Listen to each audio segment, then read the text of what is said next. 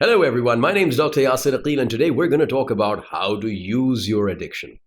Yeah, sounds funny, right? But it's effective. It is very, very effective. So here's what's going to happen. Number one, let's find out what an addiction actually is. It's just a compulsive use of a substance or a compulsive behavior or activity. All right, that's all it is. You are compelled to do something. Now, what is it that is compelling you to do it?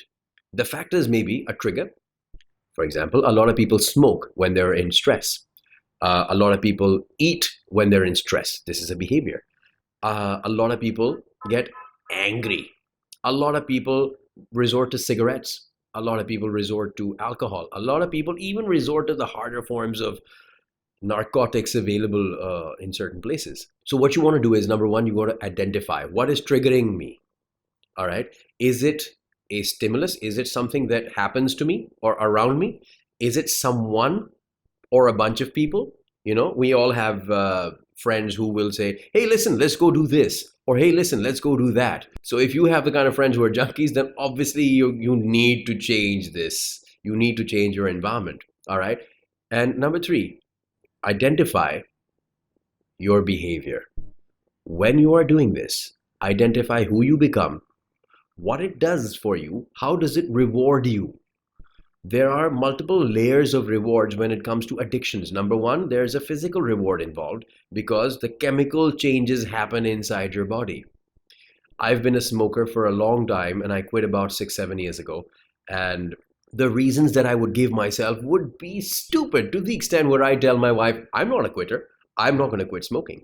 And it was a joke. It was a stupid joke. However, it just kept me going from one cigarette to another to 2 packs a day every day for several years. And I'm not proud of it. I'm really proud of the fact that I overcame that addiction. And how I was able to do that is number one, I identified it. I also identified all the things that I was willing to give up. And I also identified all the harm it was doing to me. So there's two questions you want to ask yourself. What's going to happen if I continue my addiction?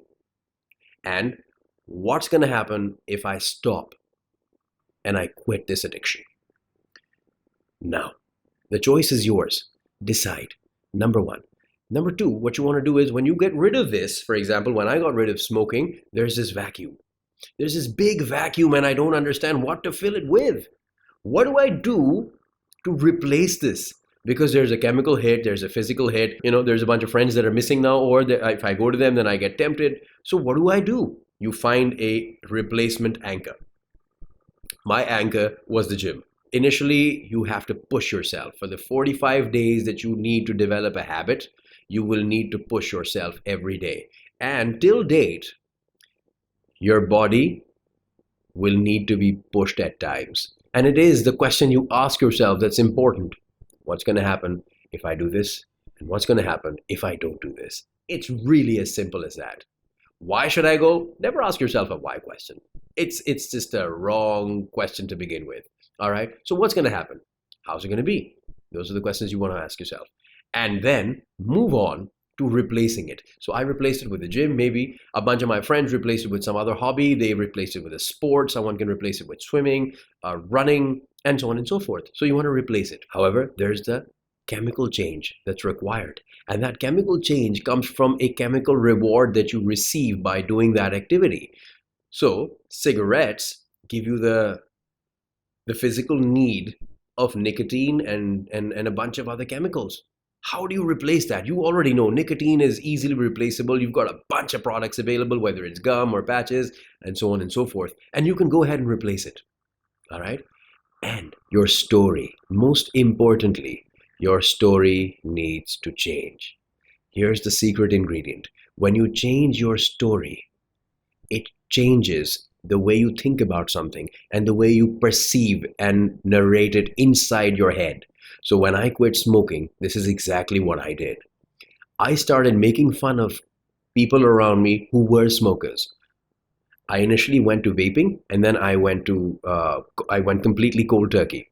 However, a lot of my friends went back to smoking because they did not shift the narrative.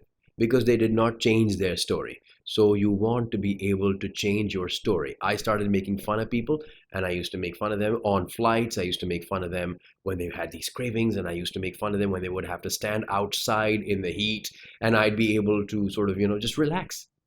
And that's what kept me driven, because my narrative changed. So go ahead, change your narrative. Now, replace it with an addiction that serves you.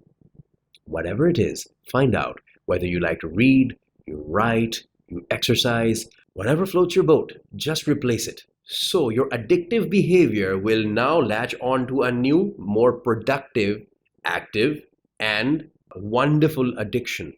And you will receive rewards based on your achievements in that area.